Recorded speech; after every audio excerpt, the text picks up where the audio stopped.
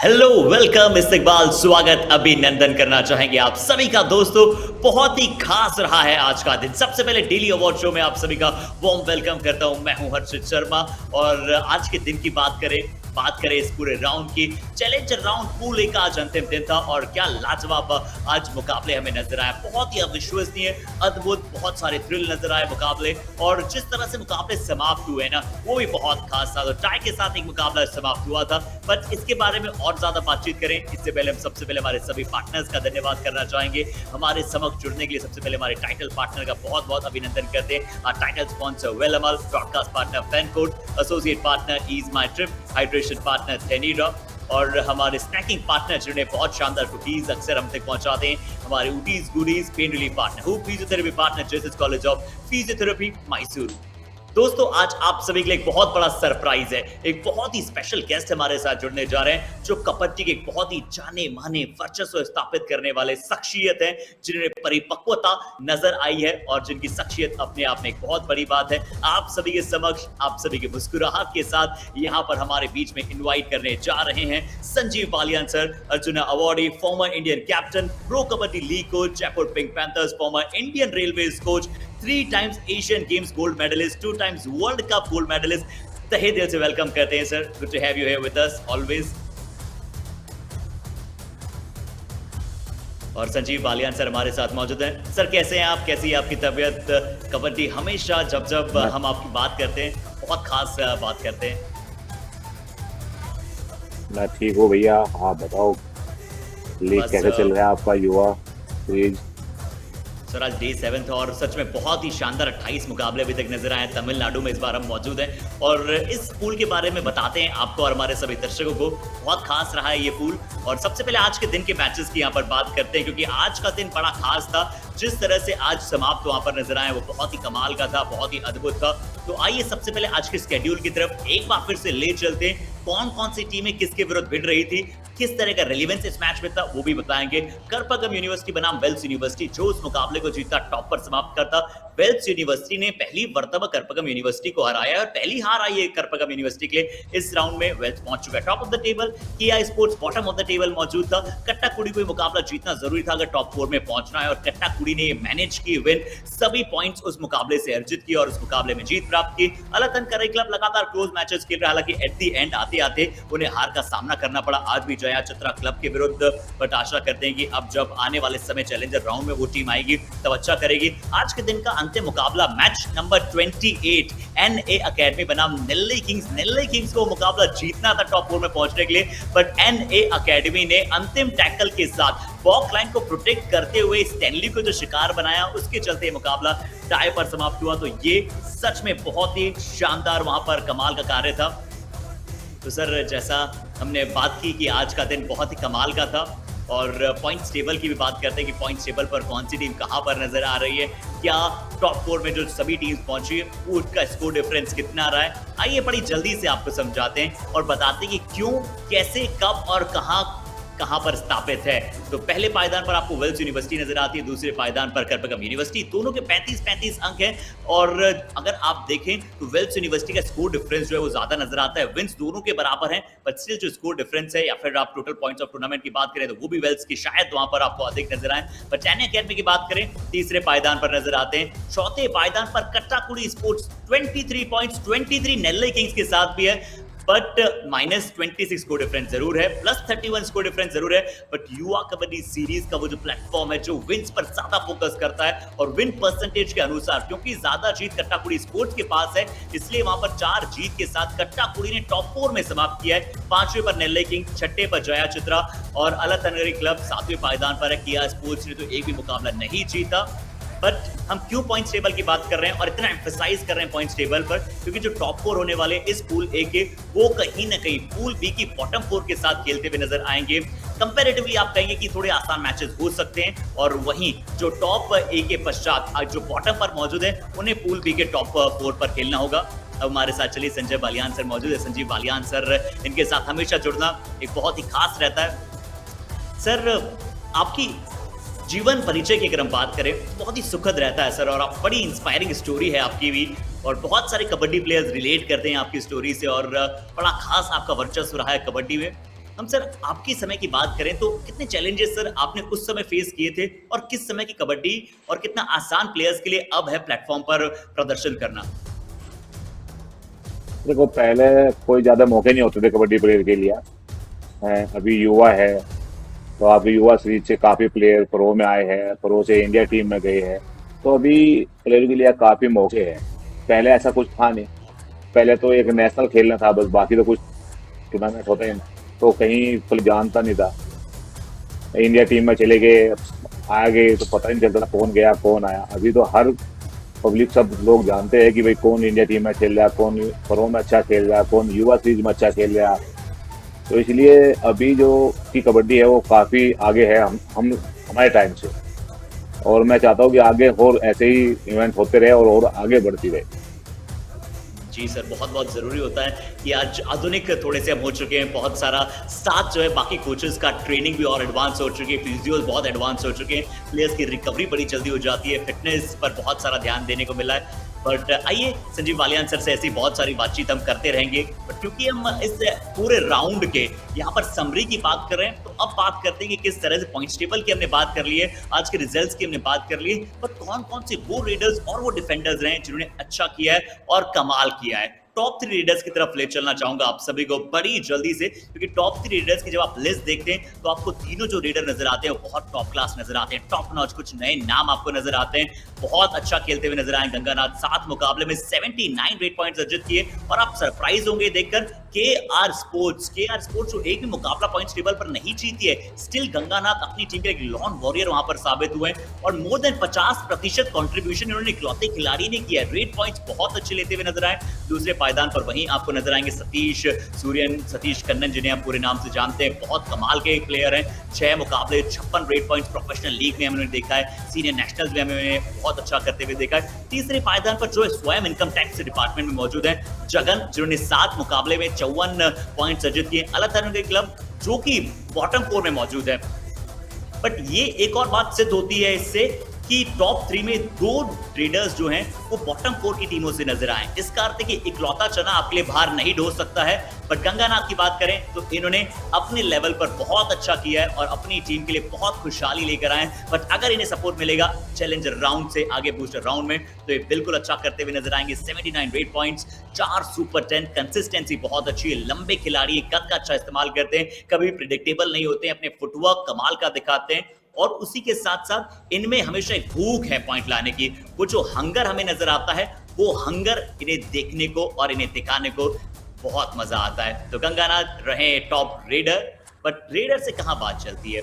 जहां हमने top 3 readers में 2 रेडर्स ऐसे देखे जो बॉटम में मौजूद है, क्या टॉप डिफेंडर्स में भी ऐसा नजर आएगा? आइए टॉप डिफेंडर्स की बात करते हैं, जो 3 डिफेंडर आपको वहां पर नजर आ रहे हैं। पहले पायदान पर कौन होंगे? एक ऐसे प्लेयर होंगे जो अपने आप में बहुत ही स्मार्ट, बहुत ही क्लेवर और बहुत ही स्कॉर्पियन है, और उनका नाम ही स्कॉर्पियन है। जिस तरह से उन्होंने कमाल किया, Sakthivel Thangavelu 7 matches 27 tackle points, Karpagam university के लिए टॉप मोस्ट लेफ्ट कॉर्नर नजर आए। बहुत सारे पॉइंट्स उन्होंने अपने नाम अर्जित किए और उनकी सबसे अच्छी बात है कि उनके एंकल होल्ड जितने अच्छे उतने ही उनके अब डबल थाई होल्ड और फ्रंटल ब्लॉक हो चुके हैं। बहुत ही स्ट्रॉन्ग ग्रिप बनाते हैं। दूसरे पायदान पर आपको नजर आते हैं अजीत कुमार। अजीत को जब आप देखेंगे तो वो वेल्थ से नजर आते हैं। 7 match 25 tackle points, permanent solution लेकर आते हैं लेफ्ट कॉर्नर पर, बहुत ही कंसिस्टेंसी दिखलाते नजर आए। और जब आप नेल्ले किंग्स की बात करें, संजय राजन, आज खासकर जो उन्होंने कुछ बड़े टैकल्स पर अर्जित किए पॉइंट्स, वो बहुत शानदार थे।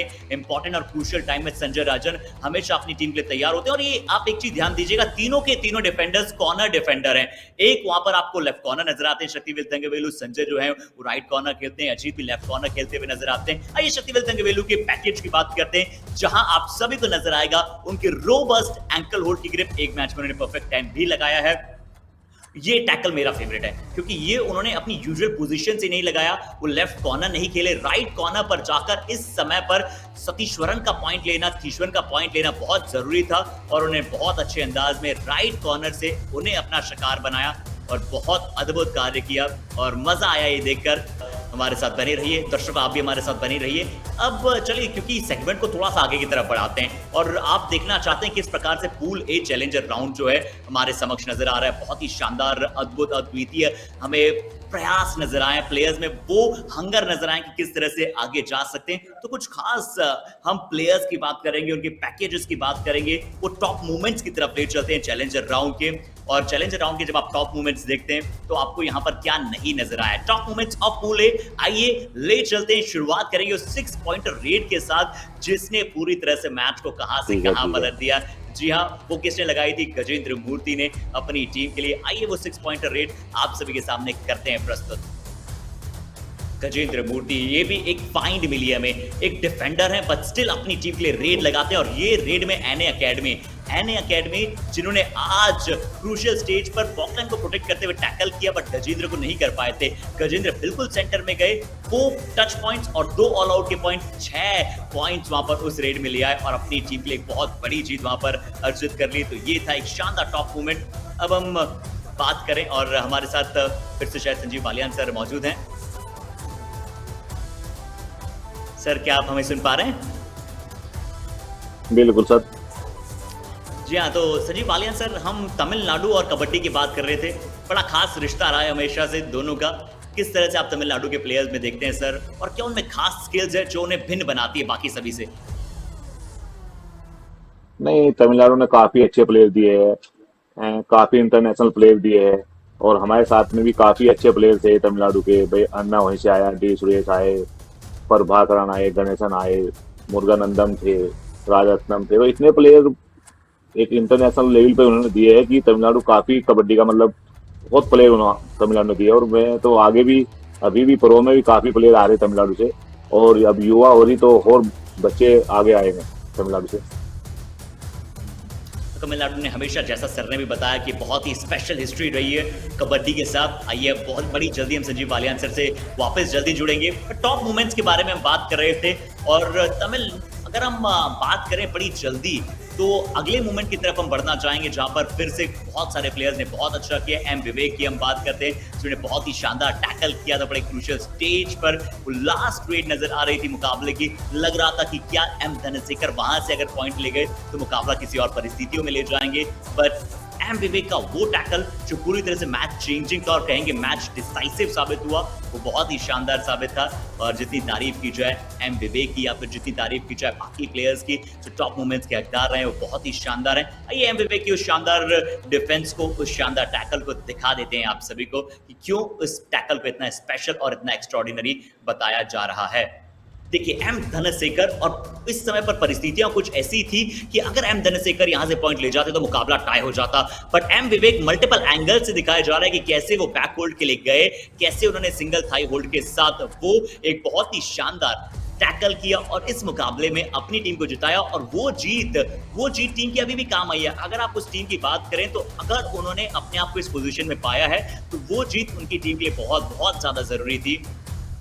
नेक्स्ट मूवमेंट की तरफ बढ़ते हैं। नेक्स्ट एक और प्लेयर की बात करते हैं जिन्होंने किक्स की पूरी तरह से बौछार लगा दी है, एग्जीबिशन सी लगा दी है कि कभी बैक किक है, कभी फ्रंट किक है, कभी सेंटर पर है, कभी कॉर्नर्स पर है। जी, हम बात करें हमारे किक स्पेशलिस्ट की, रंजीत मोहन की, जिन्होंने बहुत ही शानदार परफॉर्मेंस किया है। बहुत ही स्पेशल किक लगाते हैं, स्पेशल टैलेंट नजर आ रहा है और वो टैलेंट बड़ी शुरुआत से इनमें स्किल को बनाया इनके कोचेज ने। आइए रंजीत मोहन की वो शानदार किक्स दिखाते हैं आप सभी को स्क्रीन पर।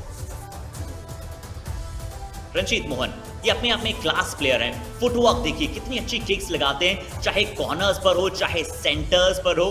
बहुत ही बढ़िया तरीके से उन्होंने एग्जीक्यूट की अपनी किक। ये देखिए, बैक किक लगा दी, लेफ्ट कॉर्नर तैयार थे, उनकी तरफ किक आएगी तो उन्होंने सेंटर पर वो किक लगा दी, यहाँ फिर से कवर पर किक लगा दी। और सेंटर्स पर किक लगाना, क्योंकि हमारे साथ संजीव बालियान सर भी मौजूद है, उन्हें पता है कि सेंटर पर किक लगाना बहुत ही अनएक्सपेक्टेड होता है। कोई भी डिफेंडर क्योंकि फॉलो अप करने आता है तो वो एक्सपेक्ट करता है कि इतनी जल्दी और इतनी आसानी के साथ, इतनी परसिस्टेंस और इतनी कंसिस्टेंसी के साथ कोई भी प्लेयर किक नहीं लगा पाए। बट बहुत ही शानदार परफॉर्मेंस नजर आया है वहां पर रंजीत मोहन का। अब नेक्स्ट मूवमेंट की बात करें तो हमारे लिए आपने देखा ही होगा कि जिस तरह सतीश कन्नन की हिस्ट्री रही है, जिस तरह सतीश कन्नन पहले युवा कबड्डी सीरीज, उसके पश्चात वहाँ पर आपको फ्रेंचाइजी लीग में नजर आए, सीनियर नेशनल्स में नजर आए, और सतीश कन्नन में इंप्रूवमेंट सच में बहुत शानदार हुआ है। उनकी जंप्स और भी ज्यादा लीथल हुई है, हाई फ्लायर की तरह परफॉर्मेंस करने लगे। सतीश कन्नन की जंप भी आप सभी का इंतजार कर रही है, अपने स्क्रीन पर आंखें गड़ा कर रखिएगा। उनकी जंप्स और उनके शानदार कंसिस्टेंस भरे परफॉर्मेंस की सच में जितनी दाद दी जाए उतनी कम है। इस वेलावाल युवा कबड्डी सीरीज में इस जंप ने कहीं न कहीं करपगम यूनिवर्सिटी को पहली हार दी, जो करपगम यूनिवर्सिटी इस समय पर नहीं चाहता था। और करपगम यूनिवर्सिटी के लिए पहली हार आई और उसका पूरा क्रेडिट सतीश कन्नन को उनके शानदार सुपर 10 और उनकी इस शानदार जंप्स के चलते उन्हें दिया जाएगा। और आज ये रहे अपनी टीम के लिए top player, top notch gun blazing reader हम इन्हें कहना चाहेंगे। सतीश कन्नन बिल्कुल फ्लैट होकर, अगर आप तकनीकी तौर पर देखें, बिल्कुल फ्लैट होकर जिन्हें आप हाई फ्लायर कहते हैं, बिल्कुल उन्हीं की तरह वहां पर वो जंप लगाई थी। तो बहुत ही शानदार खेले आप सतीश कन्नन, क्योंकि तकनीकी तौर पर बहुत अच्छी तरह से संजीव बालियान सर इन स्किल्स के बारे में जानते हैं। तो संजीव बालियान सर, हम आपसे जानते हैं किसी भी रेडर के लिए मल्टीपल स्किल्स होना कितना जरूरी है, और बतौर रेडर किक्स होना, आपके पास जंप्स होना, टो टचेस होना, अच्छे हैंड टचेस होना कितना ज्यादा आवश्यक है? नहीं, ये सब चीज तो अगर किसी रेडर में हो तो वो तो उसके तो कुछ कहने ही नहीं हो सकते, लेकिन सब प्लेयरों में तो खैर सब खूबी नहीं हो सकती। लेकिन किसी के पास किक है तो किसी के पास जंप है, किसी के पास टो टच है, किसी के पास हैंड टच है, तो लेकिन सभी स्किल हर प्लेयर के पास नहीं होती। किसी के पास, मुझे नहीं लगता कि सबके पास किसी के पास होगी।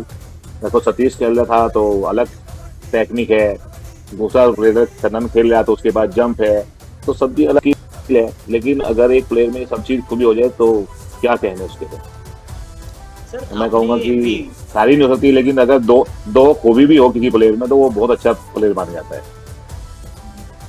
सर आपने भी पैकेज देखा, क्या खास बात लगी आपको उस किक्स में? हमने सेंटर पर किक लगाते हुए देखा बैक किक रंजीत मोहन को, और उस जंप की बात करें तो क्या खास बात लगी आपको दोनों रेडर्स में? क्या कुछ खास आपको नजर आया? क्योंकि आपकी वो जौहरी हम आपको मानते हैं, और आपकी आंखें अगर किसी रेडर को अच्छी तरह से देख ले, परख ले, तो वो धीरे धीरे हीरा बनने लग जाता है। नहीं देखो, जो सेंटर में किक किया उन्होंने तो वो उसकी स्पीड है, छोड़ने कोई था तो आगे आगे मारेगा, लेकिन उसने बीच में रुका और सेंटर को मार दिया। तो ये बहुत दिमाग पे, उसका दिमाग भी इस्तेमाल करना पड़ता है, अपनी स्पीड को रोकना पड़ता, ब्रेक करना पड़ता है, और ये कलाकारी सब खिलाड़ियों में नहीं होती। मैं बहुत दिन खेला हूँ लेकिन मेरे में ये नहीं थी, मेरे में नहीं थी एक मैं किक मार देता। हाँ, हमारा एक अम्बल गन खिलाड़ी था, वो एक अलग तरह की किक मारता, ऐसे भी नहीं मारता, वो पता नहीं कैसे घूम के मार रहे थे, हमने उसको भी देखा मारते। आज मैंने इस लड़के को देखा, ये बहुत अच्छी कलाकारी है उसकी। और इसे उसको एक तो बैक, जब मान लो सेंटर वाला बैक मारता है, वो लेफ्ट मार, उसको बैक मारने में बहुत दिक्कत होती है, कहीं बीच में किक ना मार दे वो आगे। तो उसकी बहुत अच्छी कलाकारी है और बहुत अच्छी स्किल है। मैं चाहता हूँ कि और इसमें इम्प्रूव करता रहे वो। Thank you so much sir, आप बहुत ही गंभीर अंदाज में आपने, बहुत तकनीकी तौर पर आपने बताया।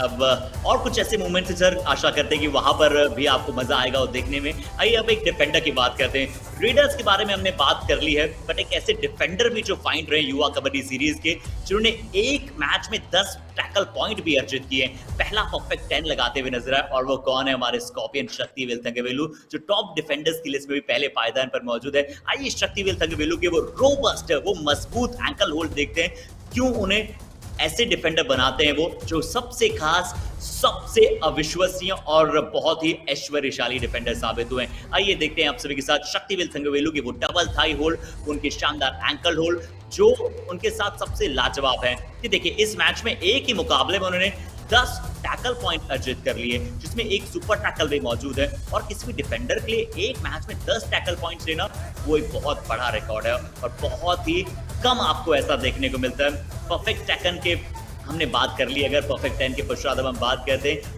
उस 20 पॉइंट्स की जो आज राम ने अर्जित किए, यानी कि जिन्होंने थंडर परफॉर्मेंस दिखलाए, थंडरस अंदाज में मैच में जो अपोनेंट टीम के डिफेंस है उन्हें पूरी तरह से अनसेटल कर दिया। जी हाँ, 27 रेड पॉइंट्स भी हमें नजर आए। इससे पहले हमने ज्यादा पॉइंट्स एक रेडर द्वारा मैच में नहीं नजर आ रहे थे, बट आज राम ने अपनी टीम के वैल्यूएबल मैच में अपनी टीम के लिए पाइवोटल परफॉर्मेंस दिखाया, और राम के वो 27 पॉइंट्स आइए आप सभी के सामने करते हैं प्रस्तुत, जो सच में बहुत ही थंडर स्टॉर्मिंग था।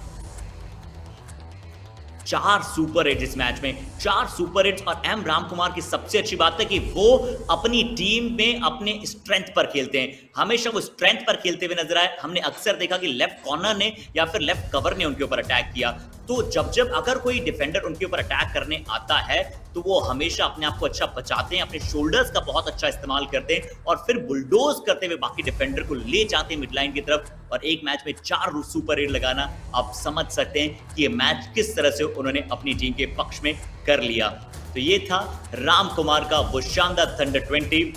बट अब हम बात करें जगन की, तो जगन का भी परफॉर्मेंस जो रहा है वो बहुत ही खास रहा है। अलथन करई क्लब के एक टॉप रेडर जिन्होंने हमेशा अपनी टीम के लिए कोशिश की कि क्या वो अपनी टीम को जीत दिला पाए, एक टीम प्लेयर जिन्होंने एक इकलौते एक्सपीरियंस प्लेयर है उस टीम में, बाकी थोड़ी सी यंग टीम भेजी है, बट वो हमेशा एज अ कैप्टन भी, एज अ लीडर भी, एज अ स्किपर भी और एज अ रेडर भी वहां पर लीड करते हुए नजर आए।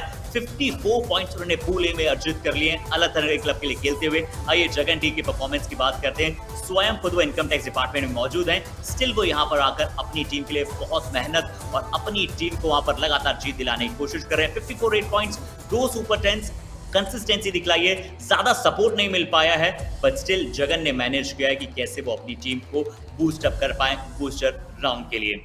तो ये थे कुछ ऐसे मोमेंट्स जिन्हें सच में हम बहुत ही देखकर खुश हो जाते हैं, मन प्रफुल्लित हो जाता है। संजीव बालियान सर एक बार फिर से हमारे साथ मौजूद हैं।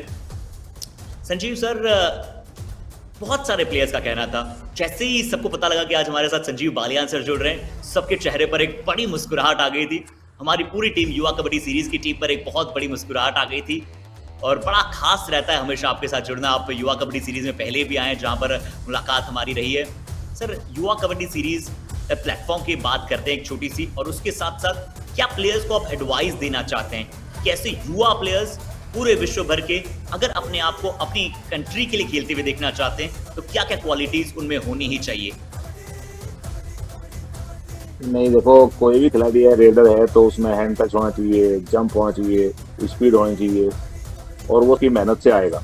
ये नहीं कि वो बिना मेहनत के कुछ नहीं आता, और अपनी मेहनत ईमानदारी से करनी चाहिए, ना कि शॉर्टकट नहीं करना चाहिए कोई भी चीज। ये शॉर्टकट आदमी जल्दी ऊपर तो आता है लेकिन वो नीचे बहुत जल्दी जाता है। तो अपनी मेहनत जो है सबसे बड़ी चीज है, और वही डिफेंडर के लिए है। डिफेंडर के पास चैन भी होनी चाहिए, बैक होल्ड भी, एंकल होल्ड भी, थाई होल्ड भी। अगर ये सब चीज है तो वो अपने देश के लिए खेल सकते हैं। और ये सब एक मेहनत से, एक जो कोच जिसके पास भी आप खेल रहे उस कोच की बात मानो, और उसके दो दो एक मैं कबड्डी में बात मानता हूँ। कबड्डी को, कबड्डी जो है देखने से बहुत बढ़िया सीख सकता है आदमी कि किसकी स्किल क्या है। भाई हम मान लिया प्रो कबड्डी देख रहे हैं, उसमें आप ये देखो कि अंकुश की स्किल क्या है, कि भाई खतरी हमारा कॉर्नर खेल रहा है या सादलू खेल रहा था, तो उनकी स्किल देखो डिफेंडर के लिए, तो वो उनसे सीख सकते हैं। क्योंकि वो उन पर मेहनत करेंगे तो उन पे भी आ जाएगी, ऐसा नहीं है कि वो नहीं आएगी। वही काम ठीक रेडर का है। भाई अर्जुन देसवाल है तो उसके पास बोनस बहुत अच्छा करने का स्टाइल है, आंसू था तो उसके हैंड टच बहुत अच्छा कर रहा था। तो यही सब चीज है, असलम की अलग क्वालिटी। तो उनसे देखने से मैं मानता हूँ कि जो रेडर है उनको रेडर को देखना चाहिए और उस पर अपनी मेहनत करनी चाहिए। फिर अगर मेहनत करेंगे तो वो एक दिन अपने देश के लिए भी खेलेंगे और अपने डिस्ट्रिक्ट के लिए खेलेंगे, स्टेट के लिए नाम रोशन करेंगे और हमारे देश का नाम रोशन करेंगे। तो मैं तो यही कहूंगा युवाओं को कि अपनी मेहनत करो, और जो आप जिसको ये मानते हो कि वो प्लेयर बहुत अच्छा है, उसकी स्किल देखो और उस पर आप पूरी मेहनत करो। और ऐसा नहीं कि आप नहीं कर सकते हो, सब चीज आप भी कर सकते हो अगर आप मेहनत करोगे तो। बिल्कुल लेकिन सर, शॉर्टकट अपनाने की कोशिश मत करो। मेहनत बहुत जरूरी है, ईमानदारी बहुत जरूरी है किसी भी गेम के लिए। अगर आप मेहनत करोगे तो कुछ भी चीज सीख सकते हो। बिल्कुल, अगर आपको लंबी रेस का घोड़ा बनना है तो आपको मेहनत करनी बहुत जरूरी है। बिल्कुल सही शब्दों का चयन किया है सर और आपने। एक इसका अंतिम प्रश्न। मैं सही सही सच मैं एक बात बोलता हूँ कि मैं शायद मेरे को कोई नहीं जानता होगी, मैं राइट रेडर था। जब मैं नौकरी लगा था तब मैं ओनली राइट रेडर था, और मैं इंडिया में परिचित हूँ लेफ्ट रेडर से। तो मैंने ठीक है लेफ्ट में मेहनत की तो लेफ्ट रेडर बन गया। सबके साथ ऐसा नहीं हो सकता है, मैं ये मानता हूँ भगवान की कुछ कृपा होती है, लेकिन कोशिश तो की जा सकती है। सर सच में क्या बात है, यानी कि एक बार फिर से हमें आपने इंस्पायर कर दिया कि शुरुआत आपने राइट रीडर के तौर पर की और उसके बाद आपने बतौर जब डेब्यू किया तो वहाँ पर लेफ्ट रीडर के तौर पर किया। बहुत मेहनत करनी होगी, पड़ी होगी आपको, और वो मेहनत ही आज शायद आपको यहाँ तक पहुँचाया है। सर एक अंतिम प्रश्न मेरा रहेगा, एज अ चीफ सिलेक्टर्स या फिर एज अ कोचेज हम बात करते हैं, चाहे फ्रेंचाइजी लीग हो, भारतीय के हो, कैसे युवा कबड्डी सीरीज के प्लेटफॉर्म को आप सभी देखते हैं सर? नहीं, युवा ने काफी अच्छे प्लेयर दिए हैं। आगे भी अगर युवा है तो जो बच्चे बहुत से नेशनल नहीं खेल पाते, वो नहीं कर पाते, तो वो युवा में खेल के जो है अपनी परफॉर्मेंस दिखाते हैं और उन्हीं से जो है प्रो में आते हैं। प्रो में आएंगे तो आप भी अंकुर को ले लो, वो शायद पहले नेशनल भी था जूनियर और वर्ल्ड कप का कैप्टन था जूनियर में, तो वो प्रो खेला तो प्रो से वहां आ गया। तो वही युवा का काम है। युवा सीरीज एक ऐसी सीरीज है जो युवाओं को मौका देती है, और मौका देगी तो ऊपर प्लेटफॉर्म पर आएंगे भाई, प्रो कबड्डी में आएंगे या नेशनल में जाएंगे। स्टेट को सभी को पता लगता है स्टेट में भी भाई ये अच्छा खेल रहा है तो उसको नेशनल का मौका मिलता है। तो युवा सीरीज एक बहुत अच्छी, युवाओं के लिए बहुत अच्छा प्लेटफॉर्म है। Thank you so much sir for your valuable time and words. हमेशा बहुत अच्छा लगता है आपके साथ जुड़ना, और ऐसे ही बस आप हमें बहुत सारा समय देते रहिएगा। एक बार फिर से आपका हमारे साथ जुड़ने के लिए बहुत बहुत आभार और बहुत बहुत धन्यवाद करते हैं। Yuva Kabaddi series, a platform where talent meets opportunity. यही वो टैगलाइन है ना, जोश जज्बा जुनून। आप भी सब जोश जज्बा जुनून के साथ युवा कबड्डी सीरीज को फैन कोड पर देखते रहिए।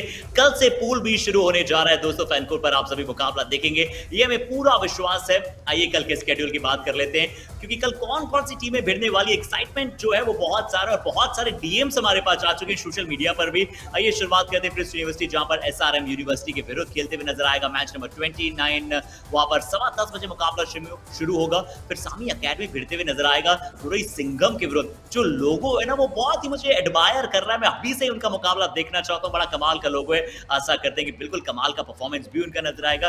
एएमकेसी गोबी की टीम जो है वो वहां पर मैच नंबर 31 में खेलते हुए नजर आएगी पीके स्पोर्ट्स के विरुद्ध। मैच नंबर 32 खेला जाएगा शिवगंगई वॉरियर्स बनाम चेन्नई स्पोर्ट्स, यानी कि वो आज टीमें जो कल डेब्यू कर रहे हैं। देखते हैं कि आज किस तरह से उनके पेट में जो है वो थोड़े से चूहे दौड़ रहे होंगे कि मुकाबला जो है हमें कल खेलना है। बहुत सारे प्लेयर्स कल डेब्यू करेंगे, बहुत सारे युवा प्लेयर्स कल डेब्यू करेंगे युवा कबड्डी सीरीज के प्लेटफॉर्म पर।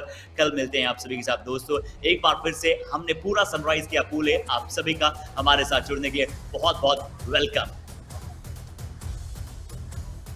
कबड्डी कबड्डी कबड्डी कबड्डी कबड्डी कबड्डी कबड्डी कबड्डी कबड्डी कबड्डी कबड्डी कबड्डी